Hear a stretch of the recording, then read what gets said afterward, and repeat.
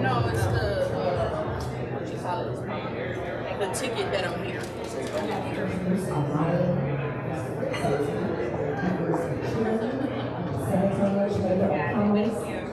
Thank you. I'm trying to figure out how y'all doing. Good job. You're black and beautiful. Applause for being here.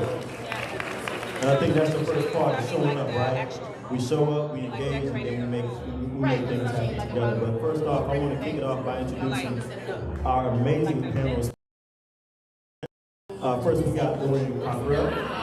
Dorian is the Vice President and Central Program Officer in Local Philanthropy at J.P. Morgan and Chase. Please give him a round of applause. Then we have Sherry Mitchell. Terry Mitchell on the end. She is the founder of Black Leaders Collective, the Austin Socialite. Welcome, Terry. Let's give her a round of applause. And then we have Brittany Portis. Brittany is the Senior Manager of International Operations for American Airlines. Let's give Brittany a round of applause as well. Hygienist. So Carol, thank you so much for being here. I know Carol, hey girl, hey, how you doing? All right. So we'll kick it off here. How this thing is going to work is I'm going to ask each panelist a series of questions, and I'll pass the mic down, and they'll answer their own way. And I think this is going to be a very informative panel in regards to community development, something that we really need to mobilize and move some things around to help build a better Black community across the deal. And there's one for you as well. So my first question is, what is important? Why is it important to know your worth and your equity? And I'll kick it off with Mr. Thank you. That first question. Know your worth and your equity. I appreciate y'all coming out today. It's extremely important to know your worth and your equity so you can balance that to make more money. You know, I'm a banker,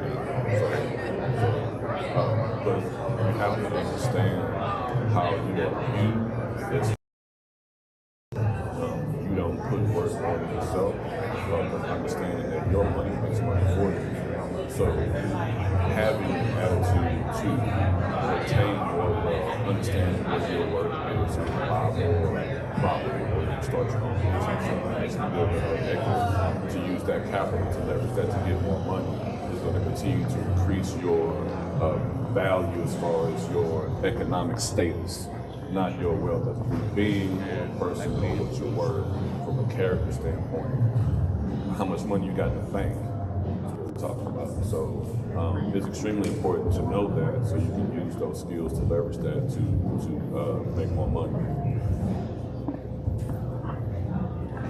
So when I think of understanding your worth, your wealth in order to increase your equity, I think of it from a perspective of self, and when you walk into the room, understanding what your worth is for yourself, dismantling cognitive bias and what other people think of you when you're walking into the room, so that you know if they put something on the table for you, you're worth more than that.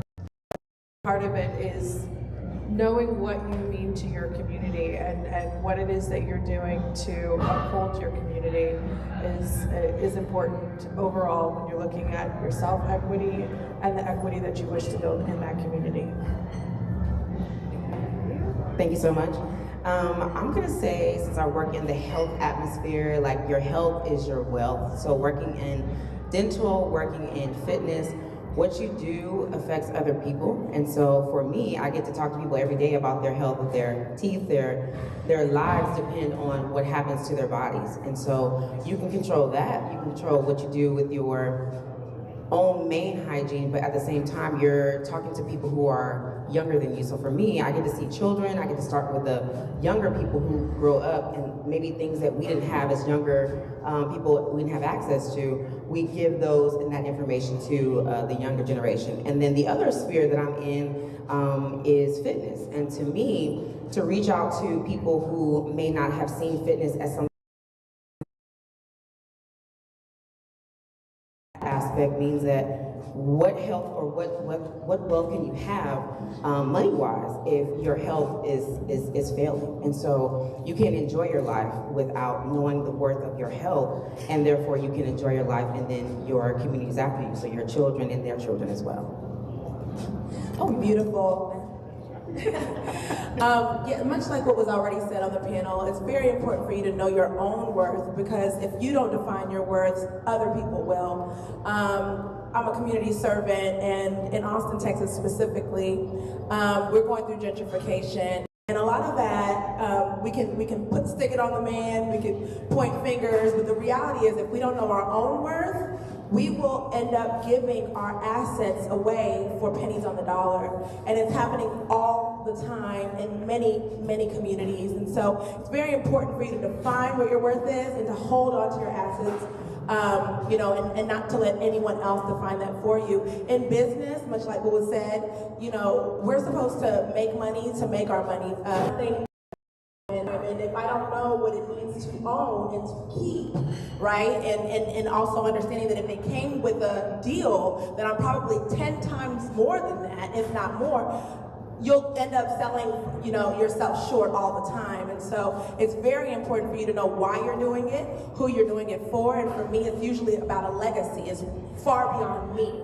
And so when talking about equity, when talking about valuation, know your worth and know why you're doing it.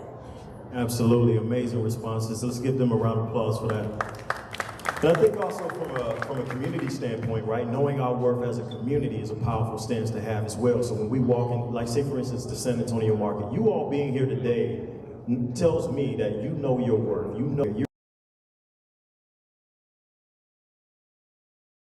yesterday and so forth. And by you being here, that's a testament that we have people who in this community who will help this community thrive. So collectively, knowing our worth, showing up, being engaged, going back, spreading the word about the different perspectives is going to be what maximizes our opportunities here. So my next question is, how can we create a better racial equity dialogue amongst Black communities and surrounding communities? We can, Austin socialite down there, tell me a little more. How can we create, well, so it all starts with conversation. When I'm thinking about racial equity, first that comes to mind is the racial wealth gap, and that, you know, Black people were usually at the bottom. When we talk about the Black dollar, we only 30 minutes out of a day, whereas the Jewish community, it stays in the Jewish community for at least 30 days. And so, you know, and that's something to strive toward. You know, I definitely study the Jewish community and how they are able to keep their wealth and how they keep it within their communities. And so first,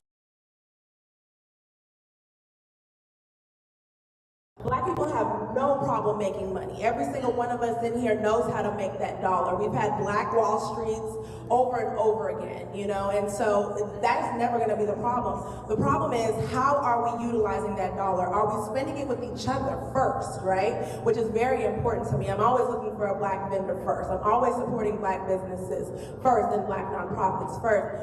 And so, you know, for me, that's really the bottom line. It's a dollars game. We need to talk more about money. I realize and I recognize Black people, we don't like to talk money, right? Whereas in white communities, they talk about it early. They talk about it at their dinner table, right? They play games around money. They give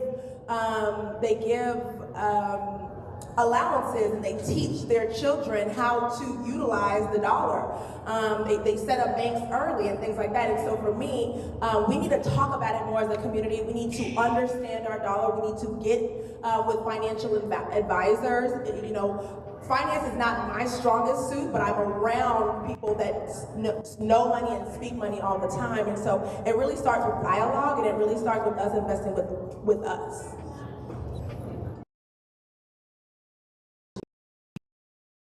When you step into a sphere that there's not enough of us in, so there's not enough of us in certain positions like healthcare, there's not enough positions, even hygienists, I could count on like maybe 2 hands how many hygienists that I know that are Black. Conversations that I have with patients, conversations that I have that serve communities that really don't see as many of us in those high-powered positions, I think the equity comes from them seeing us as viable and them seeing us striving, them seeing us achieve. And so the more that we go into these situations where maybe we're the only one, and then we look back and we pull back to our community and say, well, you know, let's invest in these children who can also be the next one and the next one. I think other people that see us in positions of power and influence and respect, they start to see it as the norm. And the equity comes from looking at everybody equally and not seeing the division in just the color part of it. That serves our community and serves the communities that need to see us in that light and respect that we belong there.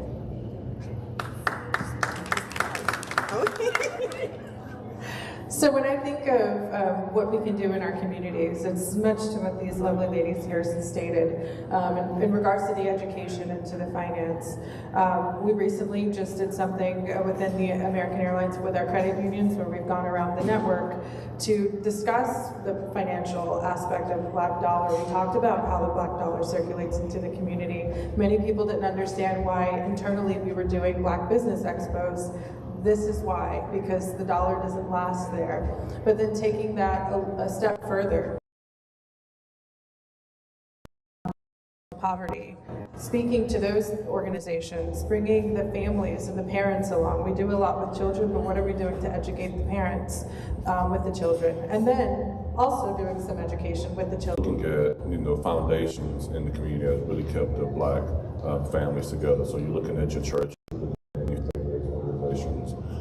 you're looking at, coaches, you're talking about schools to really understand the importance of the financial literacy aspect from people who will listen to them and believe them that this is actually real and can do. I know sometimes if you're at home and you're a parent, you're talking to your kid about something and they don't even listen to you.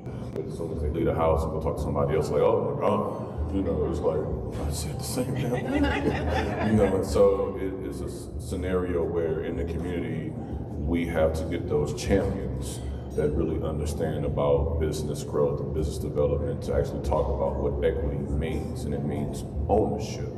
You have ownership in your future. You have ownership in being that business person that you strive to be, regardless of what anybody says to you. And so in doing so, understanding, okay, what is my plan? I think sometimes we don't actually have, what you kind of discussed, a plan at an early age about starting a business. We talk about whether it's an athletic skill or it's an entertainment skill, whatever skill sets, but we don't actually establish a plan along with that. And so, taking that from an entrepreneurial mindset of starting a business that early. Yeah, you want to be an athlete, that's great. Let's develop a plan, but let's also be an entrepreneur and develop a plan about that and sticking to that. And I think from the years that will come from that equity will be more for that family across different institutions, whether it's your church or to really make it a habit and a culture of talking about that. Round table on that, because one thing I'll say is you all hit on something. You talk legacy. You just spoke about getting involved with some of the legacy organizations or organizations that represent us and how powerful that is, right? A lot of times we look at our organizations and we say, oh, they ain't doing nothing over there. You need to get involved and make change happen there. If you get involved and make change happen, right, you put your input in there, things will start to move for our organizations. Those organizations have the respect and the legacy and the longevity to be able to walk into the front door of, say, for instance, a Port San Antonio or a Spurs organization and say, our community of people demand that we get more contracts, demand that we get more equity at the table. When I think about equity at the table, I think about techration. John Bean right there, he has a tech company, right? They have government contracts. I hope I ain't putting on. But being at the, that's it, brother, being at the table, to demand that equity, to show that black excellence is at the table and we can move things forward. We have the intellect, we have the know-how, we have the capital, right? And we can help change the dynamics for our community. So you guys spoke on some amazing aspects there. My next question is, how can black people create generational wealth through racial equity? Man. I speak a lot about this particular question. And one, I love the point that you made. We have to buy black. You know, as a funder, I get asked all the time, how are we supporting Black businesses? How are we supporting accelerator programs, pre-accelerator programs, business development programs? But then my question always to them is, okay, well, how many Black businesses do you shop from? You know, how many services are in your house that you have a Black plumber, you have a Black electrician, you know, to use a Black, real estate broker. And so it goes both ways from a funder and a consumer perspective, and that's the way that you're going to create that generational wealth, because you have generations and generations of buying Black. And so it's a culture, and so that's why I appreciate your comment in saying that, because if we do more research around, how many, Black pest control companies, or how many, whatever your service is, and actually purchase it and buy it, and take away the stigma of a Black product being less than other products, right? Because sometimes we have a stigma, oh, it's somebody Black made it, so it might not be that good, right? And so we have a curse we have been infected with as a people, and so that we can do all this all day, but if we're not purchasing Black, then we'll fund millions of dollars in small Black businesses, and they may only still bring in $100,000 a year in revenue and profit, and they're not even at a level to even try to get close to $1 million or $5 million, middle market business. And so that's my answer to that question. Talk truth. All right, and when y'all hear them talk truth, say amen.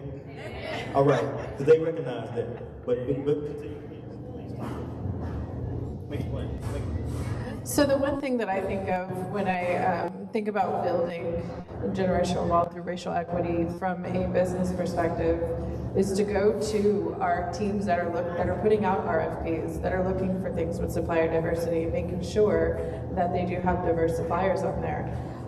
We actually do workshops with Black businesses, so each of our locations, we have 12 want to add in there, and it's more of a hindrance than it is assisting them to actually get into our system. So that's my take on it from a business perspective. Is if you have the opportunity to do that in your own business, make sure you're having the conversations with the people that are putting out those RFPs. Okay, so I have a question for the audience. I want San Antonio. Okay, y'all from places where there's more centralized Black people that somebody tell me where you're from. Oh, okay, then both of you. Okay, Dallas. Where were you? Georgia, come on, Atlanta, come on. San Antonio is an interesting place to talk about this because everything is so spread out, and I feel for people that come to San Antonio because the Black people are here, but they're not visible here in the way that they are other places. Dallas and San Antonio, you need to know somebody that knows where the spots are, or different things like that. So to me, right now in San Antonio, if we're gonna talk about locally, our hub of information is so scattered, and maybe it's something about like organizations that we can use, the Chamber of Commerce, sororities, he said churches, schools, coaches, Little League teams.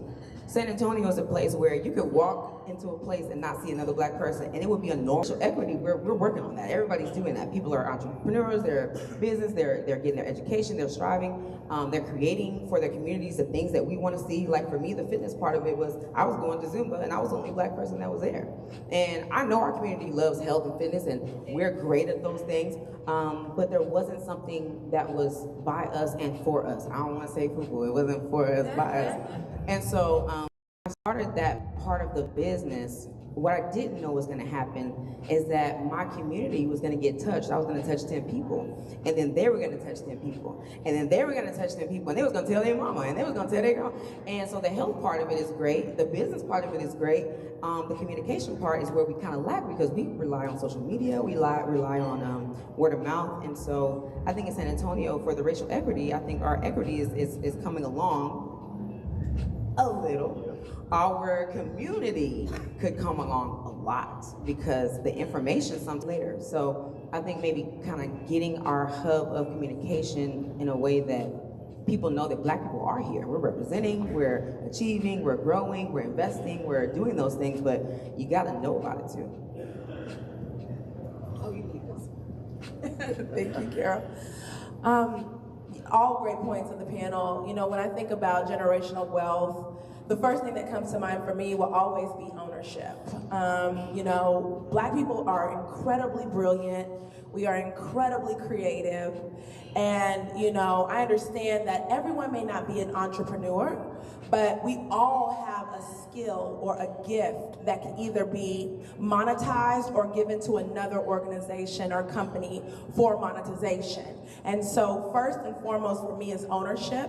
Secondly would be that we are teaching our children early the value of community, the value of business, the value of the dollar, right? Because that is the way that you keep it circulating. I'll say it again, make sure that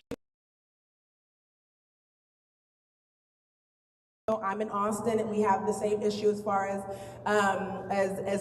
distance and disconnection. But you have to be intentional. That comes from love of community. That comes from love of self, right? And I love Black people. I'm unapologetically Black, and I unapologetically support Black first. And so for me, I'm gonna go the distance looking for Black businesses. And you may not always find them, but you know, we have technology now as simple as a Facebook post or an Instagram post where you ask for a vendor and you'll get answers, right? And I go there first. The other thing that I wanted to speak to was the stigma.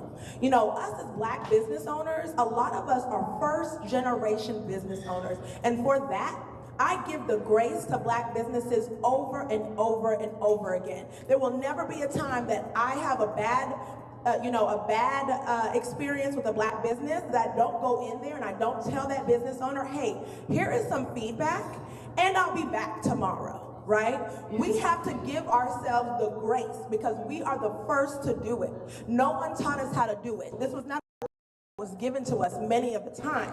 And so we absolutely have to continue over and over again to pour into our Black businesses. A lot of the time I hear, oh, well, they cost more than this business. I hear that all the time, and I'm like, of course they do, right? Because we are the ones having to buy it at retail, at cost, and then I will pay. I am investing into my community by paying that business, and that is what creates generational wealth. And so the stigma absolutely needs to be dismantled first, because Black businesses and Black people are beautiful, they're creative, and they deserve the grace that many other demographics have given their communities.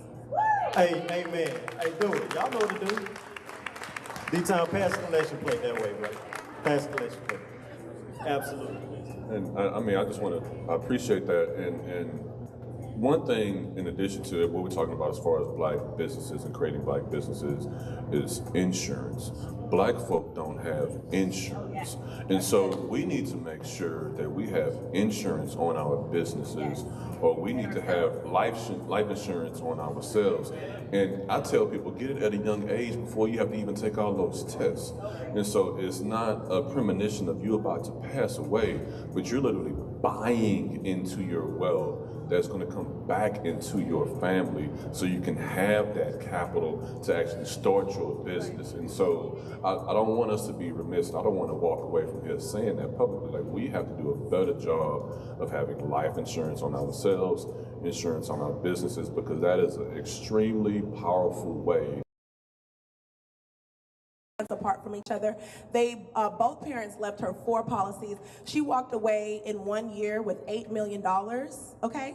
In 1 year from 2 parents, right? And that is generational wealth, right? And so that's one. And then the other thing that we hadn't talked about is keeping your home. The home, the value of your home, that is one asset you can bet your bottom dollar will appreciate. We have got to keep our homes. We've got to keep our mama's homes. We've got to keep our grandmama's homes, right? I think about my community in East Austin and what it would have meant if we kept that property, right? But we let somebody knock on our door with a pretty little dollar and take it away from us, and now we're all upset that it's completely white. Well, a lot of that has to do with us too. we had to make the decision to move out as well. And I know sometimes there was tax challenges and other things, but hold on to those properties. Reach out to your commerce or other, there are other avenues. If you're having tax issues or can't raise the money, reach out to people and keep your home. Home is the biggest and best asset you could ever have. Give her a round of applause. Two major important parts: insurance and keeping your home for wealth building and generational wealth. Super important. Carol, you talked about communication and how San Antonio is segmented, right? And we tend to find things out after the fact, right? A lot of times. And that's really due to, I don't know, so most of you guys raise your hand when you say you weren't from here. Where I'm from, we had a black radio station. And that black radio station kept us in tune, on time with everything. We heard the same commercial every day, 3 times a day for 7 days a week. We don't have that here. But what we can do, so the chamber partnered with Univision. So what we can do is show and advertise through Univision. That's the only avenue we have right now. But we show our power so that they can see the value, again, of what we have to offer, and then allow us more space and time to be able to advertise what we got going on. Now, you do have to tune in. You got to listen. So we can advertise after all. But you gotta show up, right? Apparently, you gotta get on TikTok. You gotta get on TikTok too. I ain't gonna do it. But great deal. So, what are some measurable goals in achieving equity and inclusion? What are some measurable goals we can walk away today with in achieving equity and inclusion? I mean, just looking at yourselves, right, and measurable from a macro standpoint of how many black businesses were starting.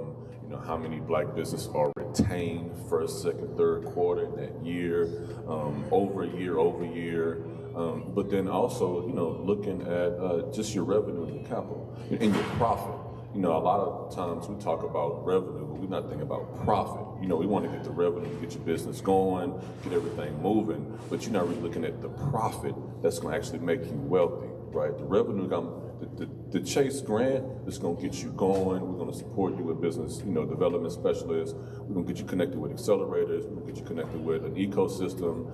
But the profit is going to come from you getting out there, grinding, selling your product, doing what you need to do, and making sure that you're getting that return on your investment that you're putting in. And so, for people to think about, okay, my long-term strategy and my long-term goals, put measurable milestones on it. If you want a $50 million business, well, how many employees are you going to need? What is the competitive market saying? What's the market value for companies that, look like what you're trying to do? And really start to measure your value and where your company is based on that plan that you have, and adjust it. You may need to adjust it. Don't feel like you can't adjust it. Don't feel like, oh man, this is my plan and it's not working this way, then I quit. Because that's what we do. That's what we do. We start a business, you come to a financial institution, you get a loan, your business may not, continue, so you just stop. You don't try again because, the man, don't want you to make any money. But, as long as you have those measurable goals in front, you'll start to get those wins and your confidence will build.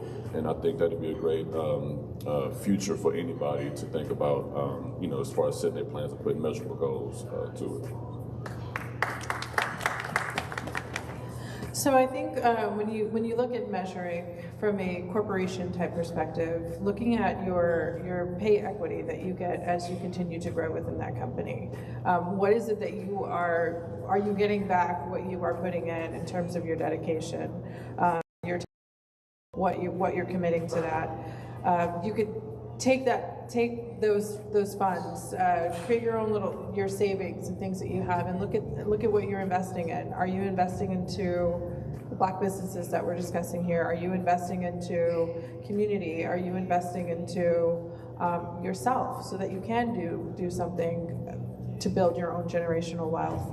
I think that's one of the things that you have to achieve, or that your company has to achieve in a sense, because Pay equity is a really big thing when we look at the wage gap and the wealth gap that we have within organizations. And is your company committed to that from a diversity perspective?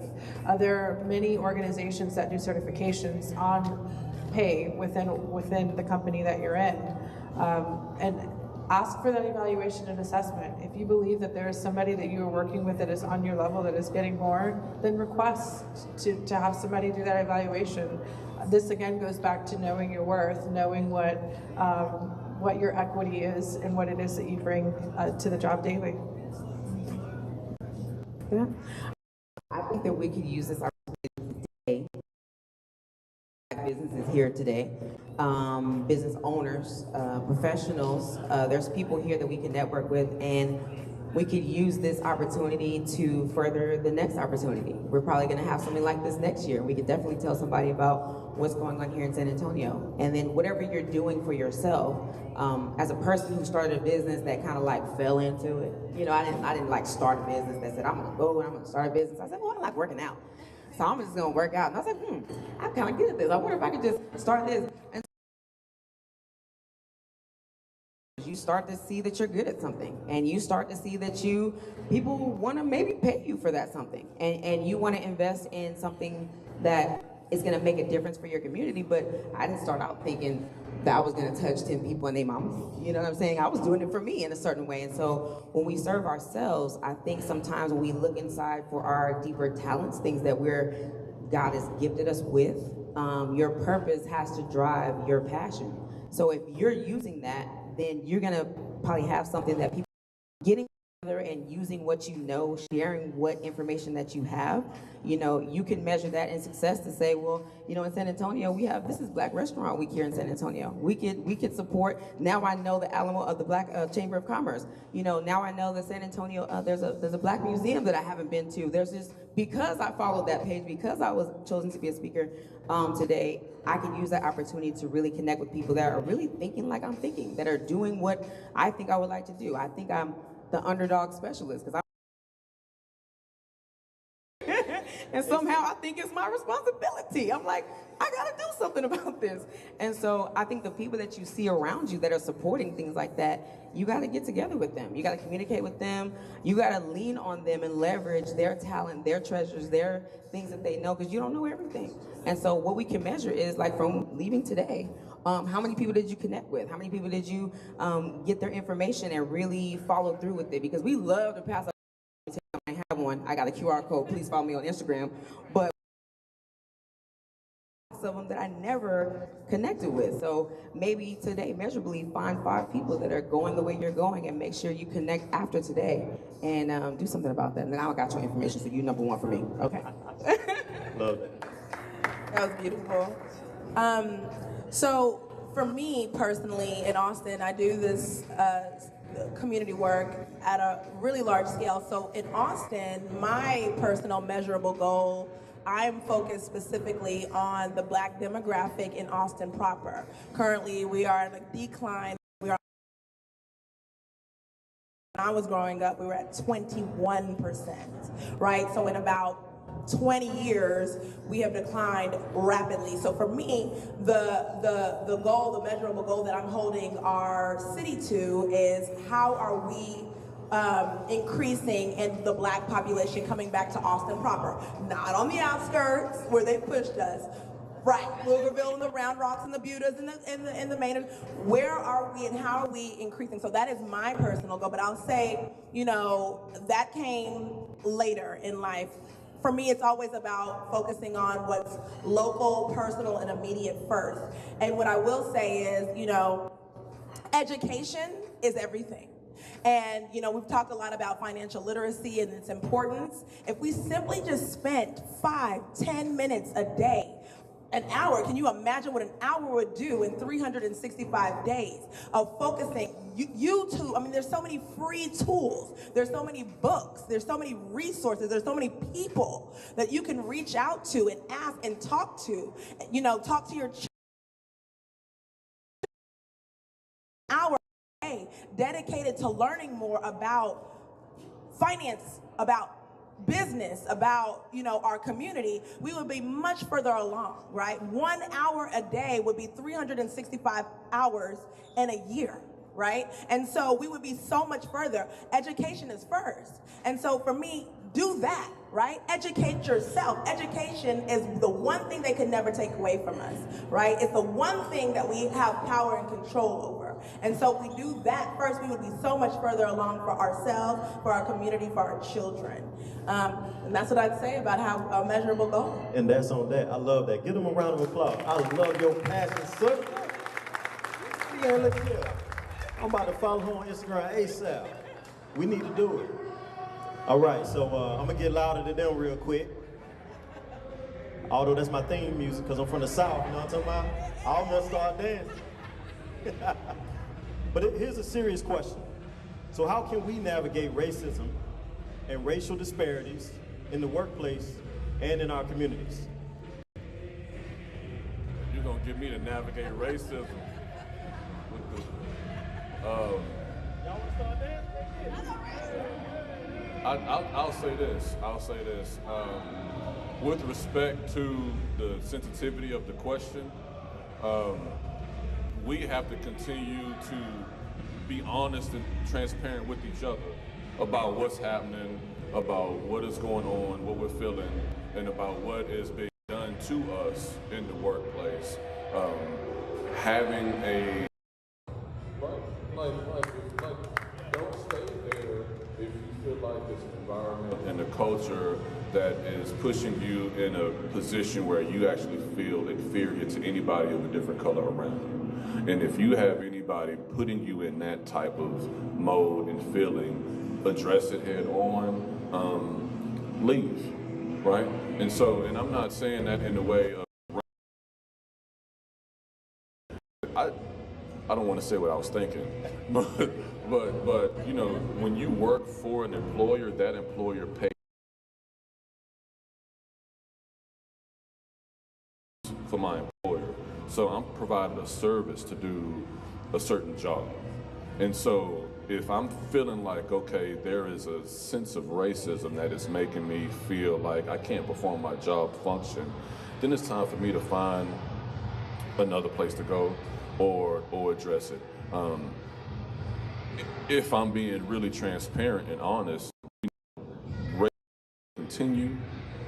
You know, if we really be telling the truth, you're not going to convince everybody in the world that, you know, you need to be a non-racist individual, especially given some of the, you know, demographic, you know, in the areas, you know, that we live in.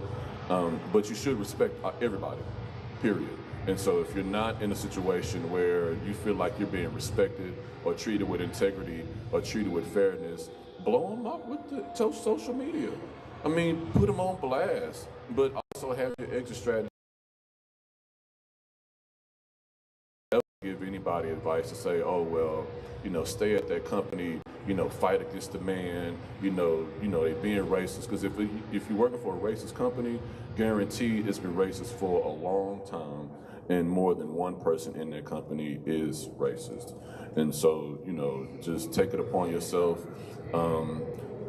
As today's theme, leave and start your own black business. Leave and start your own black insurance company. Leave and start your own black whatever service that you provide. And make sure that the integrity is within you, even if people aren't given integrity for themselves or in themselves because they are racist and without integrity.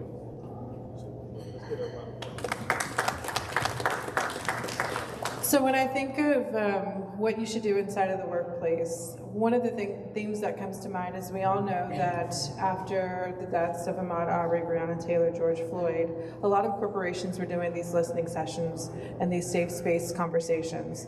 I tend to like to call them brave space conversations because if you're really being truthful, you are sharing personal experiences that have really happened to you, and that could have happened to you within that organization. And then there might be somebody in the room that actually did that to you and is feeling some kind of way. One thing to do is make sure that you are similar to the HR comment. Look at the policies that your organization has. Dismantle the policies and the things that they have written in there. when we are posting job descriptions and have the things, the skills listed and the needs of the job postings, is everything in there really needed? Because a lot of that stuff you're going to learn on the job. You don't necessarily need X, Y, Z, and it is now excluding this amount of people. So I think it's important that you challenge what it is that's out there and what you see within the workplace in order to help dismantle it. Education is key, cultural competence is key. If somebody is saying or doing something wrong, then you need to be there to correct them, or they're going to continue doing it. So I think we need to have, coming from a very small business atmosphere, zero tolerance policy against dealing with people that are racist. Now, when I was in a situation, listen, I turned 40, I quit 2 jobs in 1 year. I was like, listen, I'm not taking nothing from nobody. I don't care. And it wasn't necessarily racist, but there was some racial undertones to a lot of the things that were happening. I was the only black person that was there. And the other black person they fired. So I was just like, this is not the place for me. But in a way, I didn't set myself up to leave in that way, in the proper way. But once I had a point of this is they can't pay you enough to disrespect you. And so I think that people need to be held accountable. So even if you do leave, the people, there's times when you feel like, I don't feel like, I'm just gonna leave. But also, y'all need to not be doing that. So, if you have a case or you have something that you want to pursue, I say you got to do it, because the next person that comes to that company is going to have the same fate as you. So, trying to make sure that racism doesn't proliferate in those. We had a doctor, we had a hygienist, we had 2 assistants, etc. And I didn't have a person to go to when I had those feelings. And so there's not always that avenue, but I did follow, she's a black lady on Instagram, and she's like the HR queen or something like that. And when I tell you she puts down the points, I followed her, and I don't even have an HR at my company, but I was like, I need to know this, you know what I'm saying? So the education part is important, accountability part is important, and what I feel as black people we need to start doing is notice that we're not, and if eyes to us and against differently. Black men are discriminated differently. Women in general, other cultures are as well. So don't expect somebody to be an ally to you if you can't turn to somebody where something's happening to them, and you can't be the person that says, it's not happening to me, but that's not right. You know what I'm saying? We expect people to do that for us, and we need to do that, across the board. So I think that's important as well. Absolutely. Hey, well, I want to thank you all for being a part of this discussion today for the community development. I think our time is up right now, but this was a very empowering session. And thank you all for your very informative answers. Let's give them a round of applause. And give yourselves a round of applause for being Black Excellence today. Thank you, and tomorrow and forever. I want to bring up Deanna again from Black Excellence Night. Thank you so much, Deanna. Another round of applause for this wonderful panel. So at this time, before we switch over to our next panel, I feel like I'm a little too loud. We want to invite all of our vendors to the front. So if you are a vendor here for Black Excellence Night, please come to the front, because we had a conversation just now about supporting Black-owned businesses, and so we want to show you who you should be supporting. Come on up, please, please, please. Yes, so please give these Black businesses a round of applause. If you have not stopped by their booth, picked up a business card, purchased one of their products, these are the Black businesses that are here today. Your support. So look at their faces, connect with them, and very quickly, give the mic, just say your name and your business, please.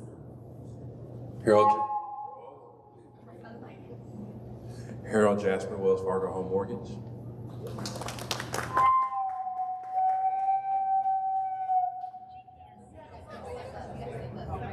Laura Thompson, TAAN TV, the African American Network, where we have a local feel with a global reach. I'm Maria Rosado, Ivy League Nurse Concierge. I do IV hydration and aesthetics. Whitney Tosin, I'm the founder of Alma Ranch Counseling and Wellness, and we have counseling services virtually and in person. So if you're anywhere in Texas, we can see you. Courtney Daigle, owner and creative director for Jordy Lilla Events. We did the display here. We produce and design events for every occasion. Dr. Stella Boulang with Jasmine Iman Luxury Picnics and Events. We do luxury picnic experiences as well as hotel and private room decorations. My name is Jason Walton with JRW Consulting and Coaching. I am the world's greatest health and life coach that no one has ever heard of. Hi, my name is Abigail. I'm a serial entrepreneur, so I'm a realtor, life insurance agent, and I also own an art gallery. We sell Haitian art. Hello, my name is Joy. I am the owner of Joy's Hair and Body Butter and Joy Beard Game, and I make natural hair and body products. I'm just a mother. I'm just the daughter. I'm B. Michelle, the brand coach and the founder of the Dream Big Scholarship Fund. We are a nonprofit organization that supports our youth through scholarship, entrepreneur, and our Look Good, Feel Good initiative. And we have our SA Juneteenth block party that is coming up. So if you would like to be a vendor, stop by our table. Hi, my name is Renelda Johnson. I'm an independent contractor for Legal Shield. I give you unlimited access to the best law firms that your money can buy for about $1 a day.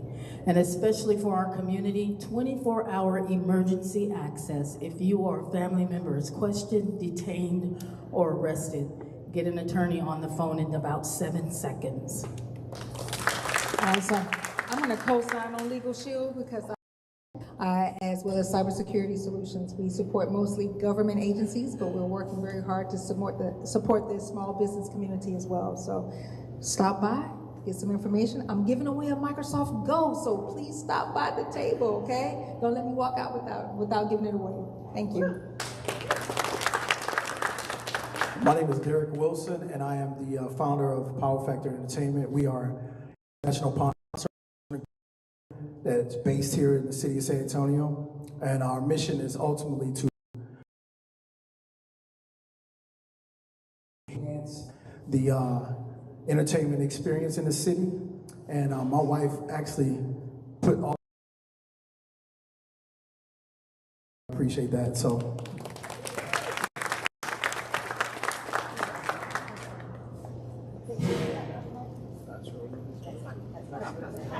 I'm sorry. My apologies. Thank you. And we have a giveaway that the African American Network would like to make an announcement about. So good.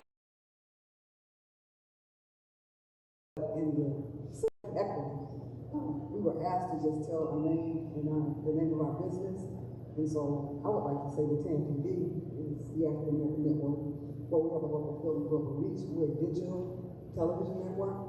We broadcast and live stream on 5 different platforms: Roku, Apple Android devices, Amazon Fire Stick, and TAAN.tv. And we collected some business cards, and so we have 2 winners for a couple of t-shirts for TAAN TV and TAAN TV Shop. So the first one is Renelda Johnson with Legal Shield. So come to our table, we're right there on the end. And then the other one is Alamo Ranch Counseling and Wellness. It doesn't have her name on here, but she's a winner. You got 2 vendors. So thank you. Thank you. And for our attendees, after the second panel, which will get started momentarily, we are giving a giveaway. We have, I believe, up to 5,000 air miles to give away, sponsored by American Airlines. So if you stay towards the end of the second panel, you may walk away with a free flight. So vendors, thank you so much. Please give them a round of applause once more. Panelists, thank you. And give us about 5 minutes and we'll get started with our second panel. Thank you.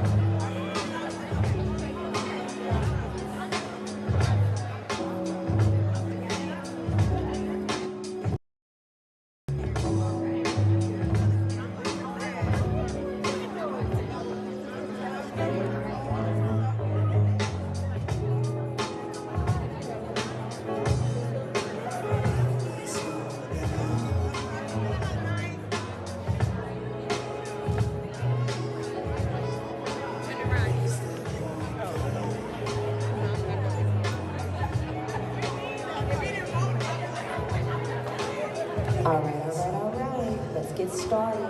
If you would, please come grab a seat. Come grab your seat as we get ready for our second panel.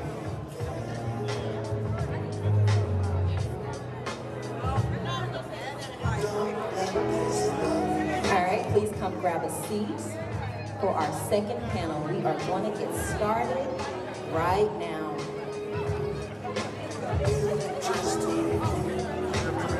Let's fill up those seats.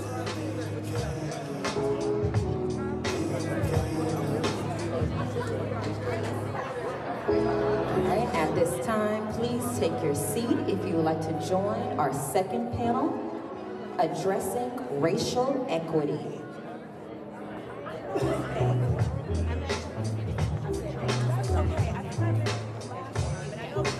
I'm sorry.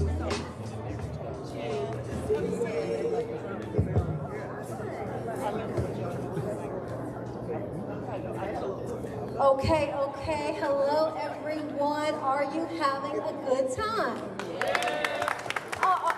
Who got a drink ticket? Did you not get a drink ticket? Did everybody get a drink ticket? I know you're having a good free time with those free drink tickets. They're actually included. Are you having a real good time? Here's the thing. I have no sense. So this panel discussion, it's going to be about information and education, and we're still going to have a good time and have fun because it is all about Black excellence, and we can be serious, and we can be lighthearted, we can be all of those things. We will not be boxed in today. You agree? Yes. Okay, fantastic. I am Dr. Nicole Cross. I am a news anchor for Spectrum News 1 Texas. Anybody heard of Spectrum News? Excellent, I appreciate that. I have my colleague with me today. I'm so happy. My colleague, Jose Arredondo, said, I want to be a part of Black Excellence Night in San Antonio. Please give a hand clap for Jose Arredondo. What's so cool is where I go, cameras follow. And so there's a method to my madness. It's called representation. So I want to make sure that our stories make air, right? And are on air. So this will be covered on Spectrum News. So you may see yourselves on television tomorrow and the next day and the next day. So that's the good thing. That's the method to my madness, to make sure that our stories are included and on air. So I want to introduce you to our esteemed panel for this portion of the event. Bennett, he is the Chief Diversity, Inclusion, and Equity Officer.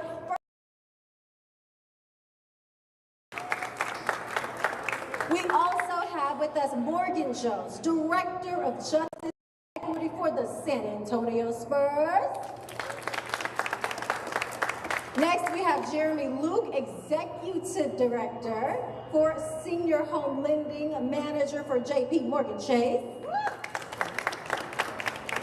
Deidre Keys Switzer, Equity Manager for the city. We will continue that discussion right now about racial equity, but to make sure we're all on the same page, let's define racial equity. Thank you so much, Dr. Cross. First, I'm trying to figure out how we're going to follow up such an amazing panel in the beginning. I was getting ready to pull Deanna to the side and say, do we need the second one? Because that one was so good. So shout out to the first panelist, called the groundwater approach, that says if you imagine if there is a lake, if you will, and there's one fish bellied up, you may say, well, what's wrong with the fish? But if you have multiple fish in the lake bellied up, you're going to say, well, what's wrong with the lake? But if you have multiple lakes that have groups of fish bellied up, then you say, what's going on with the groundwater? And when we talk about racial equity, we're talking about solutions to solve for that. A lot of times our solutions are based around fish level, where we have programs or mentorship opportunities that are directly tied to support Black people, which are really important. And how do we go even deeper, right? And looking at the way our systems are designed that are creating these barriers for us to have access to things that we talked about earlier, like generational wealth. And so I define racial equity as being able to have what you need to not only just focus on that fish level, but get down to the groundwater. Well, good afternoon, everyone. I noticed that as the day's moving on, everybody's getting closer and closer to that bar over there. So, welcome. As you know, defining racial equity is difficult. Number one, because it's changed, in my opinion, over the years. Oftentimes, we think about racial equity as this unachievable outcome, and it is a challenge to get there. And I can, probably promise you that we're going to be in this battle for a long time. However, I look at racial equity in the way that we define it and talk about it in America is that racial equity is also, there's more of a purpose.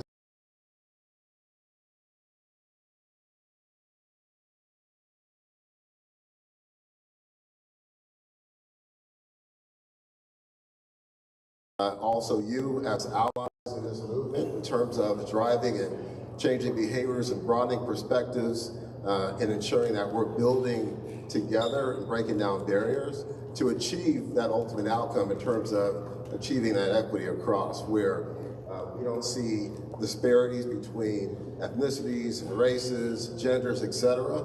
That's the ultimate outcome. But we have to focus, and I talk a lot to our group, we have to focus more on the process and how do we get there, and what are the more intentional actions we're doing to achieve that equity.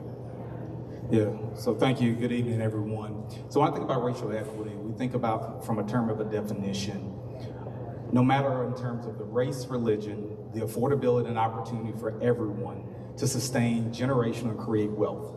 But then you have to break down the word equity. And so when you think of equity, you think of earning value. So your home earned equity in terms of assets. When you think of stocks, company, the value.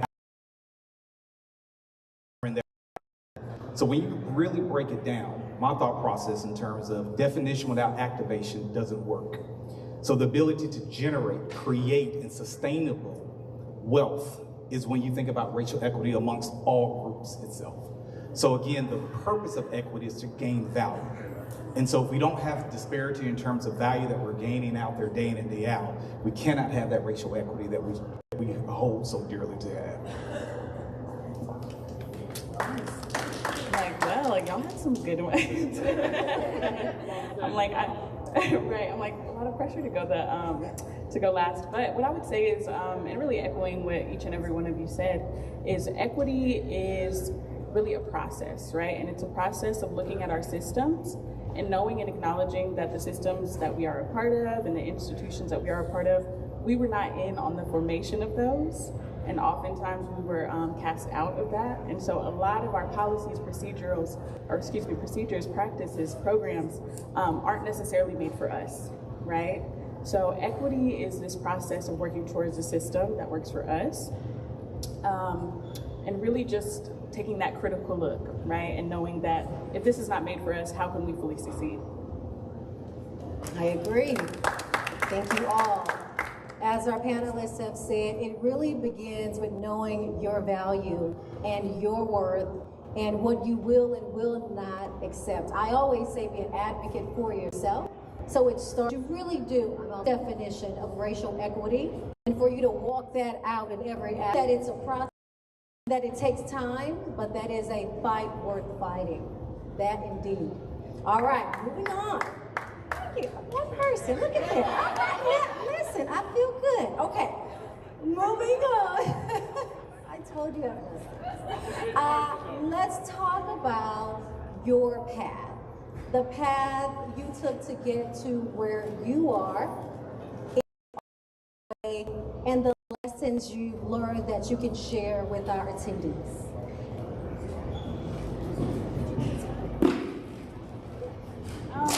I'll go ahead and start. I would say that my experience to get here and to get into this work has been,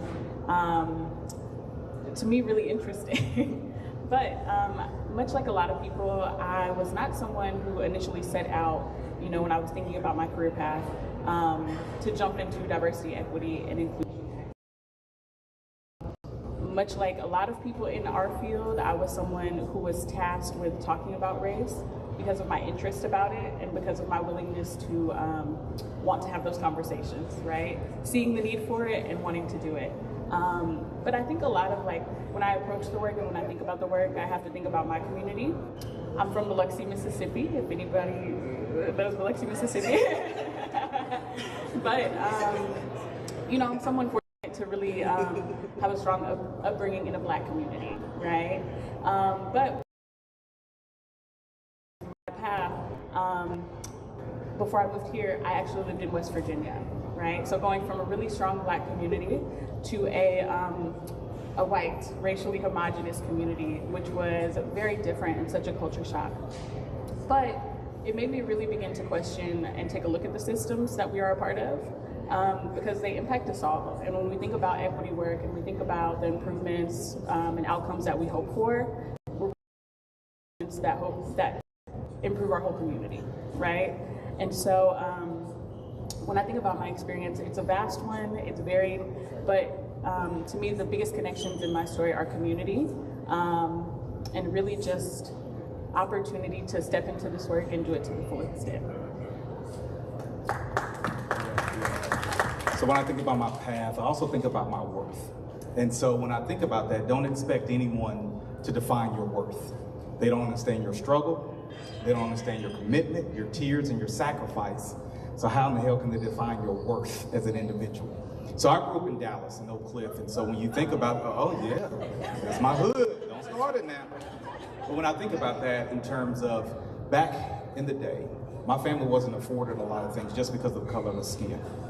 And when you think about that, you start to feed into that notion in terms of, man, you know what, hey, in order to get out of here, you gotta play college basketball or college football. In order to get to a different level, like, should I go to college? Should I not? Should I just take a job here? Should I further my education? Should I do certain things? And once you start thinking about that path, that's why I'm so appreciative of events like this, you start to see Black excellence. You start to look at Black excellence. You start to think Black excellence. And then now you compartmentalize differently in terms of like, that could be me too. And so when I think about my path in terms of how I grew up, we weren't afforded a lot of things, but I understood that I could achieve that. And so once you understand your worth and what their path can bring you, not only is it a responsibility of me, but it's also a responsibility of me to bring someone else along.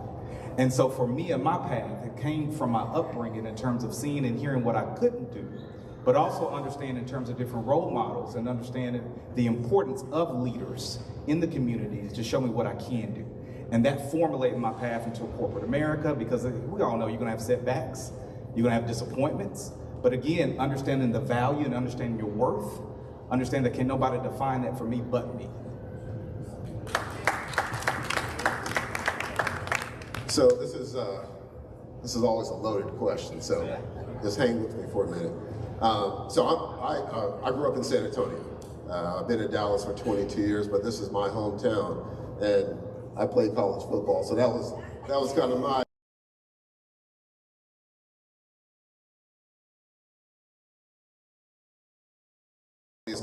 thinking about DEI work, because you're really just kind of living in that movement.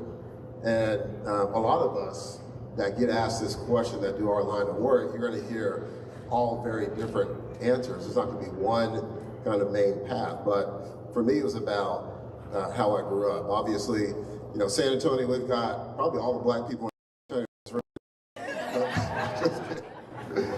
Just kidding. Hey, I grew up here. It's my hometown. So, right. So when we think about, you know, my individual path and growing up, I'm a Holmes Husky. I went to Holmes. Back when we were actually good in football, so around 50s. But yeah, so my first experience in terms of, you talk about recognizing your own worth and equity, fortunately I had opportunities. So I had a lot of opportunities to go play college football a lot of different places. So my first visit was to Rice University, and my head coach at that time was actually a Rice grad. And when I walked into his office to tell him, hey, I'm committed to Rice, thought he was going to be really excited for me. First thing that came out of his mouth is, why'd you choose Rice? You'll never make it there. So I was like, okay, that's interesting. That's really, just to be transparent, that was really kind of the first time I've been told that I can't do anything by somebody else. And that experience really kind of hit me from the standpoint of, well, I know my worth, I know my love, academic school, and graduated, did all those things, got a lot of accolades in college. But as I moved on, got into corporate America, got into human resources, how do I help people in my life to think about, you know, what, not to get too religious on everyone here, but I was asking myself, you know, I think I'm on this it was bad, but there was something, and this is really a true story. As I was going through and contemplating this later, my boss, who was one of my bosses at this time, still tapped me on the shoulder and said, hey, can you come to my office? So I said, oh, it's not good. So I went to the office. She said, well, you know, Linda Forte, who was our first Chief Diversity Officer for America, you know, Linda's retiring. And we spoke about it as an executive team, and we want you to take on the role of Chief Diversity Officer. So immediately, I actually teared up in the room and told my boss, I said, Megan, the last few days, and for you to come to me, and I told her God was really speaking to me to say that this is your calling, this is what you need to do, yeah, because who else is going to do it? So anyhow, that happened after years in HR. I've been doing this work really since 2015, and have really thrown myself into. And I learn every day. I learn through discussions with capable people. I learn through questions that you all ask. So you know, it's a pleasure doing the work.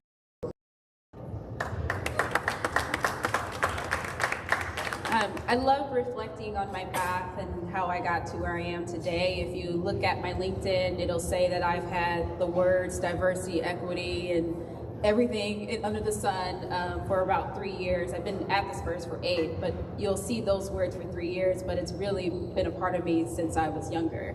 I'm from Los Angeles. Any West Coast people know my favorite? Hey, my people, okay. So I'm born and raised in LA, been in San Antonio for, as I said, about 8 years. And growing up, my mom, just watching her and the way that she carried herself, she works in the financial industry for the past 35 years. And so watching her, I was like, oh, I want to work in corporate. And so it's thinking about our conversation earlier around entrepreneurship. I'm like, that sounds so inspiring. And I wish I had that when I was younger, and that was my path. I think, again, watching my mom, I was like, oh, I want to be corporate. And listening to her, some of her challenges, I was like, ooh, I don't know if I'm going to be corporate. That doesn't sound like great. But I think what she really taught me was how to play the game. And I didn't understand that as a kid, but she always would tell me, play the game, play the game. You keep putting yourself, putting yourself forward. Make sure you stay focused in school. My brother got to be the athletic one and play sports. She was like, your own speech and debate. That's your sport. And I'm like, I want to play basketball. But staying focused in my education and play the game till you get in a position to, make a change and make a difference, to open a door. And so from the moment that I was in college, I always knew that I wanted to go into the learning and development field because I love being able to learn with people. I'm not particularly that great with younger kids, so when I say learning and development, that is on the adult side. But being able to learn with people, and so recognizing that I knew that at an early age in college, I taught myself how to develop the skill sets that I needed for the future role that I wanted to be in. And so my reasoning for doing that was so that people, when they see me, that representation, right? And recognizing that a lot of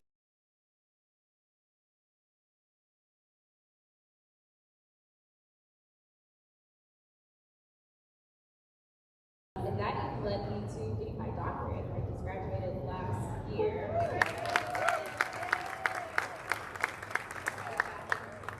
Wanting to go for my doctorate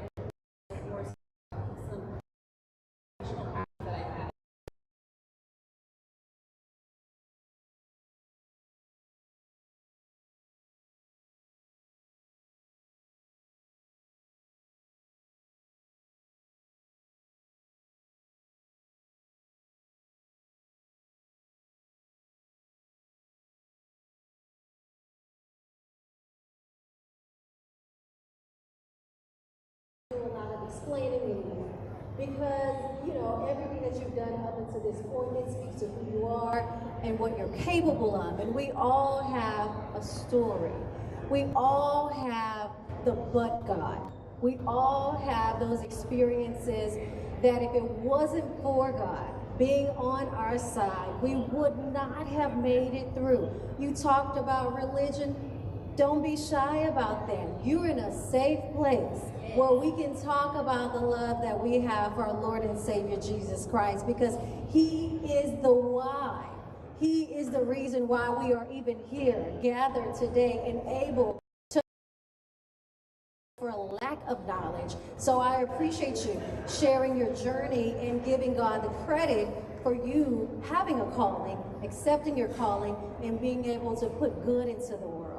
That was one word that came up in response to that question. Another word was representation. How many of you have felt like you just had to be the expert on blackness? Yes. You gotta break it down for the people, right? You gotta help them understand, why do we celebrate Juneteenth? And what is this? Is this twist or braids? Or help me understand. I've had to share expertise on my culture. Does it ever get exhausting? Does it ever? I'm talking to you. You can talk back to me. Does it ever get tiring a little bit? Yeah, because we can't speak for everybody, because even within our culture, there are within cultural differences. We're not the exact same, but we do have similarities, and so we step up to the plate. I can't tell you how many times I get emails and messages from viewers who say thank them what we are capable of. The other word that comes to mind in your responses is responsible. I feel a sense of responsibility to help or to reach people, to give back, and that's what I heard all of you speaking to, that responsibility. And it sounds like it's something that you take with enthusiasm. Pushing forward. Am I right about that? Okay, good. I'm glad we're on the same page.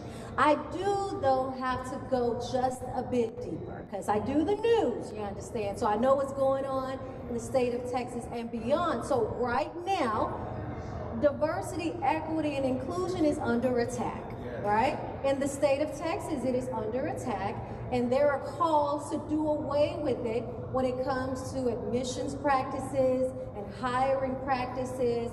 And our governor says that we should only focus on merit versus including diversity, equity, and inclusion in that conversation. What are your thoughts about that? See, I started with the fun stuff, didn't I? I did start with the fun stuff. We did laugh at the top, but this is the real talk, and I'm curious to know what your thoughts are about that. Sure, I can start off with you. I think anytime we are unknown or unfamiliar with something, that makes us nervous, right? And so what we tend to do is we fill in our own merit. The research is there. The research will show and tell you you can have two exact resumes with the exact same experiences, but if the difference is the race, then who's going to be the more likely candidate to be chosen? Or maybe it's even by as simple as someone's name. I kind of laugh sometimes if you don't meet me and you see my name in my email and it says Morgan Jones, the first thought is I'm a white male. And then if you hear my voice, I'm a white, blonde hair, blue-eyed female. Very specific to how you can get by someone's voice, right? And so you think about how are we getting to making those decisions. That's all from the unconscious bias that we have. And the only way we're able to combat that is, one, to have awareness, and then two, understand what we can do to prevent that, to mitigate that. But the only way we can have the awareness is if we're aware, which means we have to talk about it. So. Okay, so no live tweeting. I want to see on Twitter, Nate Bennett, Chief Diversity Officer, disagrees with that. No, I'm just kidding. That is I'm glad you bring up that conversation, because that is the real things. Those are the real things that we deal with every day. And just as quick as we have individuals in the organization saying we need to do more, we have individuals in our company that will call me and say that, did you hear what Governor Abbott said? We may be doing too much as an organization. So, we always have to balance that. And when we think about that comment, when that comment came out, I actually started laughing because it's, one, it's a progressions out of because we are choosing and selecting diversity, there's some reason that we're assuming that those people are not merit worth. Okay, they're not qualified for that particular role. Of course, we always select on merit. It's a misspoken comment, and it's something that I try to preach in our organization. On the side of missteps. Now, there are misbehaviors that happen.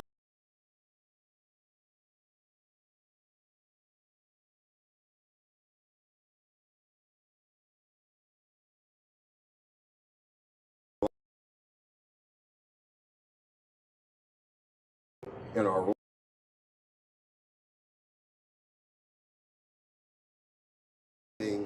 different thoughts and opinions and cultures, perspectives is a asset to an organization. A lot about when we talk about the selection process and choosing a selection, etc. Although it is in a lot of ways because different cultures and backgrounds bring different things. But it's about how do you build on and find different attributes that you don't have in your organization. That's what really builds the foundation, the strength, and the performance of your organization.